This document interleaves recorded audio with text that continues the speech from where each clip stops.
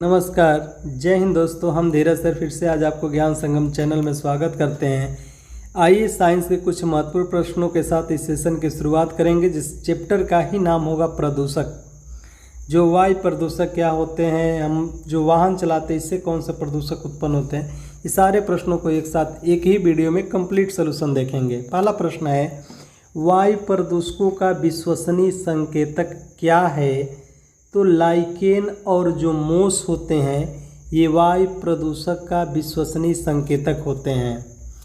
दूसरा प्रश्न है, मोटर कार से उत्पन्न प्रदूषक जो मानसिक रोग पैदा करता है वो क्या होता है? तो मोटर कार से SO2 सल्फर डाइऑक्साइड उत्पन्न होता है जो मानसिक रोग पैदा करता है। तीसरा प्रश्न है, कार्बन मोनोऑक्साइड एक प्रदूषक है क्योंकि ये कार्बन मोनोऑक्साइड क्या कार्य करता है?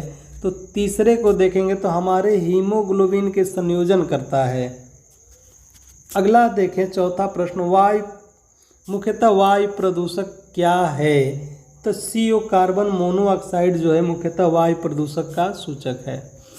मुंबई और कोलकाता जैसे शहरों में वायु प्रदूषक है क्या? CO कार्बन मोनोऑक्साइड और SO2 सल्फर डाइऑक्साइड। निम्नलिखित में से कौन सा वायुमंडलीय प्रदूषक नहीं है? कौन सा वायुमंडल का प्रदूषक नहीं है? CO2 मतलब कार्बन डाइऑक्साइड, ये वायुमंडलीय प्रदूषक नहीं है।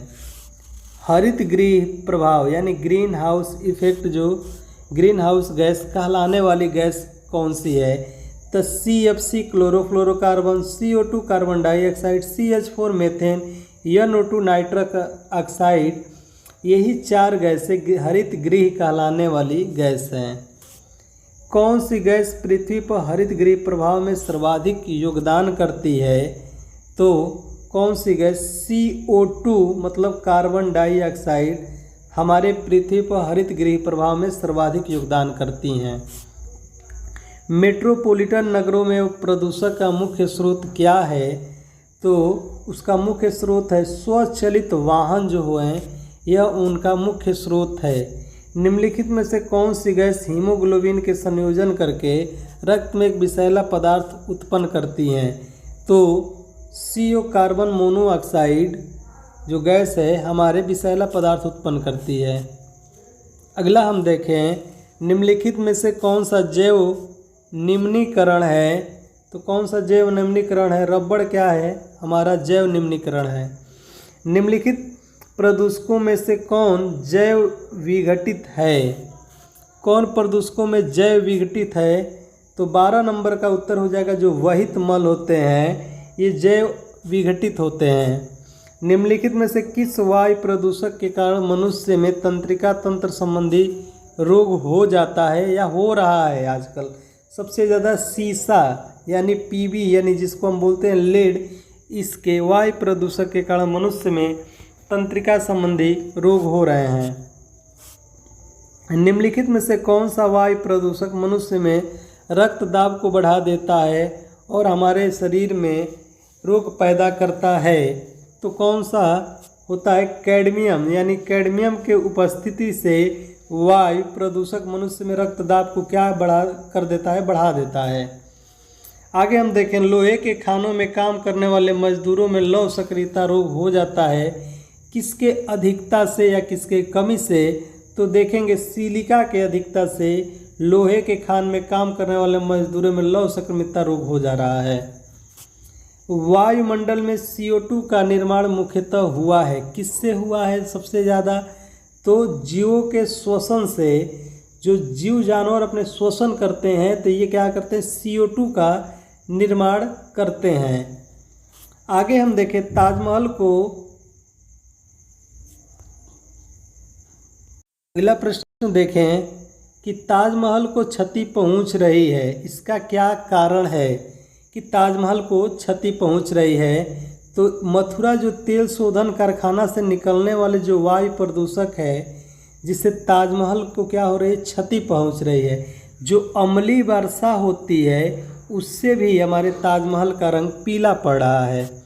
18 नंबर प्रश्न है, कहा जाता है कि ताजमहल मार्बल कैंसर से ग्रस्त है, यह मार्बल के लिए कौन उत्तरदायी है? इसके लिए कौन उत्तरदायी है? जो अम्लीय वर्षा जो मार्बल का क्षरण करती है, यही उत्तरदायी है। पृथ्वी के वायुमंडल में उपस्थित ओजोन स्तर तो क्या करता है? यह पराबैंगनी किरणों के प्रवेश को कम करता है। इससे छन कर सूर्य से पराबैंगनी किरणें आती हैं। आगे हम देखेंगे मिनीमाता महामारी, जिसके कारण 1965 में जापान में अनेकों लोग मरे थे। उसका कारण क्या था? मिनीमाता रोग किसके कमी से होता है? तो यह ध्यान दीजिएगा, पारे की कमी से मिनीमाता रोग होता है।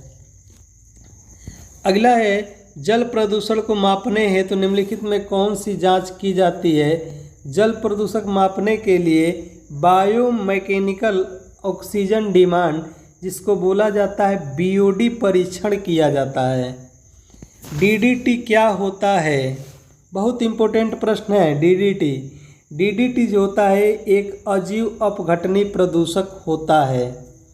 अगला हम देखें सूर्य से आने वाली हानिकारक पराबैंगनी विकिरणों से क्या होता है? तो सूर्य से आने वाली त्वचा का क्या होता है? कैंसर होता है। यदि जल का प्रदूषण वर्तमान गति से होता रहा तो अंततः क्या होगा? इस गति से यदि होता रहा तो जल पादपों के लिए ऑक्सीजन के अणु अपर्याप्त हो जाएंगे। नदियों में जल प्रदूषण की माप की जाती है। नदियों में जल प्रदूषण की माप ऑक्सीजन में घुली हुई मात्रा से की जाती है। और क्या कारण है कि नदियों का जल खराब नहीं होता है? तो नदी के जल में ई कोलाई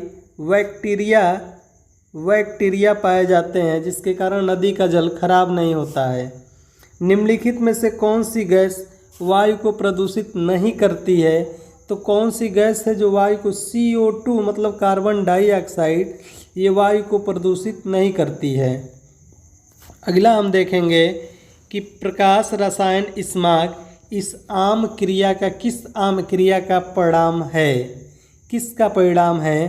तो देखा जा रहा है कि सायं के समय NO2 नाइट्रस ऑक्साइड, O3 यानी ओजोन तथा CO कार्बन मोनोऑक्साइड की उच्च आर्द्रता के कारण इसकी आम क्रिया का परिणाम है।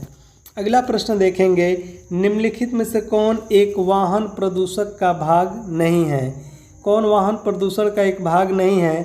तो H2 जो हीलियम है ये वाहन प्रदूषण का एक भाग नहीं, लेकिन कार्बन मोनोऑक्साइड, NO2, SO2 ये तीनों गैसें ये वायु प्रदूषक का एक भाग हैं।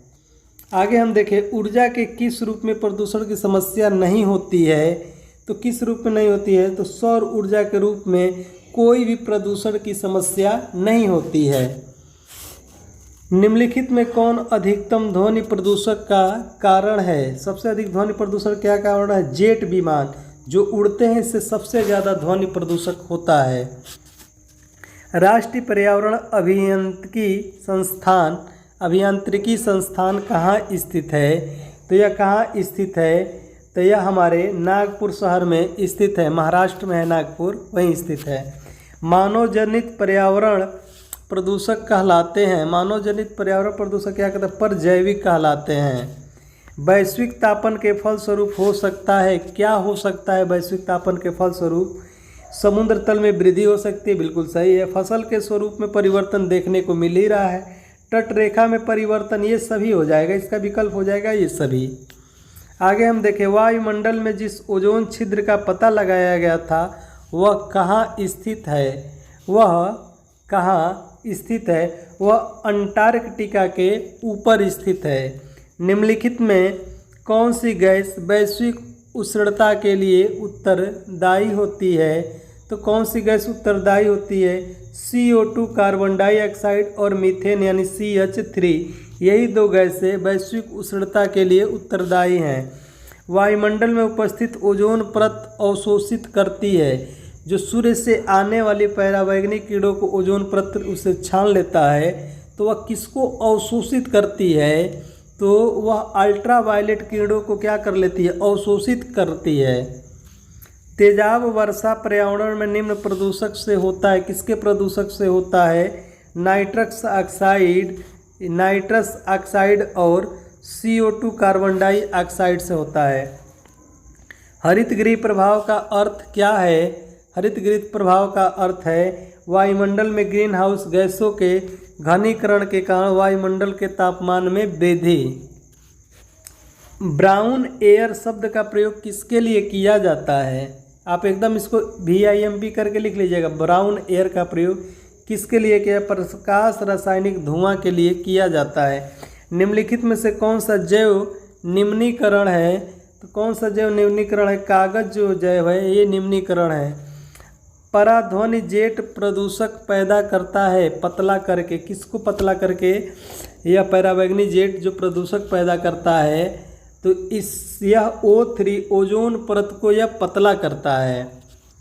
फ्लाई ऐश वातावरण प्रदूषक है, इसके द्वारा उत्पन्न होता है। किसके द्वारा उत्पन्न होता है? तो थर्मल पावर प्लांट के द्वारा उत्पन्न होता है। निम्नलिखित में कौन सा जैव निम्नीकरण प्रदूषक है? जैव निम्नीकरण प्रदूषक क्या है? वहित मल जो होता है जैव निम्नीकरण प्रदूषक है। पेरोक्सिल नाइट्रेट PAN जो होता है, पेरोक्सिल नाइट्रेट जो होता है क्या है? तो यह देखा जाए तो यह एक गौण प्रदूषक होता है, प्राथमिक नहीं गौण। सबसे खराब वायु प्रदूषक उत्पन्न करने वाला पदार्थ क्या है? CO2 कार्बन डाइऑक्साइड सबसे ज़्यादा वायु प्रदूषक उत्पन्न करता है। इसके द्वारा जल के प्रदूषण को साफ करने में बायोफिल्टर के रूप में पाइप प्रयुक्त किया जाता है। किसके लिए प्रयुक्त किया जाता है? तो कैडमियम के लिए प्रयोग किया जाता है। वायु प्रदूषक के कारण लोगों में फुसफुसाहट, फुसफुस कैंसर से अधिक मारने वाला रोग होता है। कौन सा रोग होता है? तो 47 नंबर में देखेंगे वात स्फीति होता है। उर्वरक के अत्यधिक प्रयोग से क्या होता है? तो उर्वरक के अधिक प्रयोग से मृदा प्रदूषण, जल प्रदूषण, वायु प्रदूषण यानी उपर्युक्त सभी होता है। पर्यावरण संरक्षण के लिए कौन सी अंतर्राष्ट्रीय एजेंसी कार्य कर रही है? तो कौन सी एजेंसी कार्य कर रही है? ग्रीन पीस कार्य कर रही है, एजेंसी कार्य कर रही है। भूमिगत जल को दूषित करने वाला अजैविक प्रदूषक क्या है? तो अजैविक प्रदूषक क्या है? शैवाल है। भूमिगत जल के प्रवाह के साथ नीचे की ओर बहने वाले प्रदूषक को क्या कहते हैं? तो उसको हम निछाले के नाम से जानते हैं।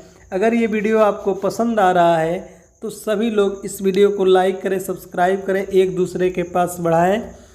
ठीक, राष्ट्रहित में शिक्षा बाई धीरज सर।